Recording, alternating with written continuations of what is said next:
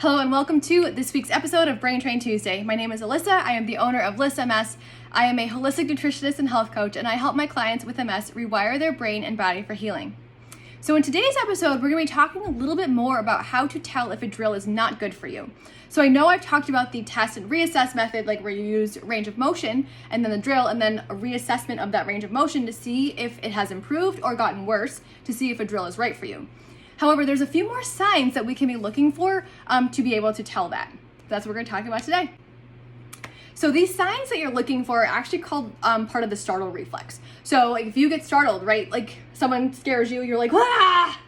You immediately go like this because that is a reflex to help protect your internal organs. That's kind of what your brain does, just want to stay alive. So that's the startle reflex, is like, oh, going like that.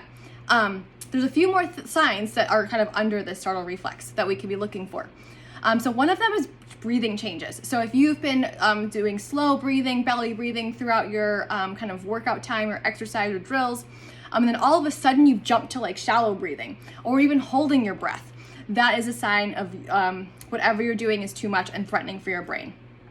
The next one is posture. So usually we want to be like a tall spine, just kind of neutral posture, like your hips not too like tilted either way. But if any kind of sudden change in posture, especially flexion, that can be an indication. So another thing that kind of goes along with posture, move the camera a little bit, is something called claw hand.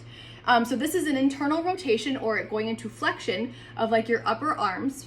So you're kind of going like this, and then your hands will go like this. So it usually doesn't happen with both sides. That's like way too much. But it's probably happening with one side.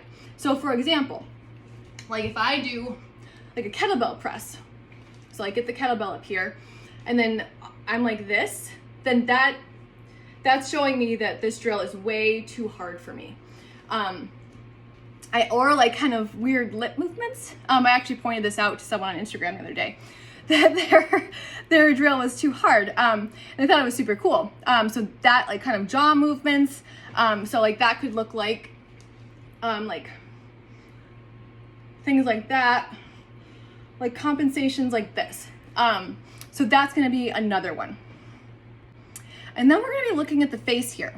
So obviously you can't really look at yourself while you're doing things, but some of these things you can feel. So any kind of blinking changes. So if you've been blinking normally every 5-10 seconds, and then all of a sudden start to blink like this, then whatever you're doing is too much. Another one would be your color change. Are you incredibly flushed all of a sudden? Or has like all the blood drained from your face? Like those are really important indicators also.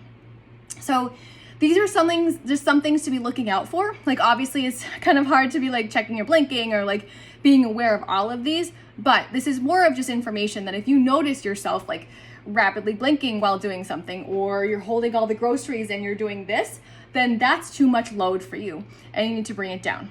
So if anyone has any questions, or let me know if you've noticed any things about any of these about yourself, let me know in the comments, and I hope this is helpful. See you next time.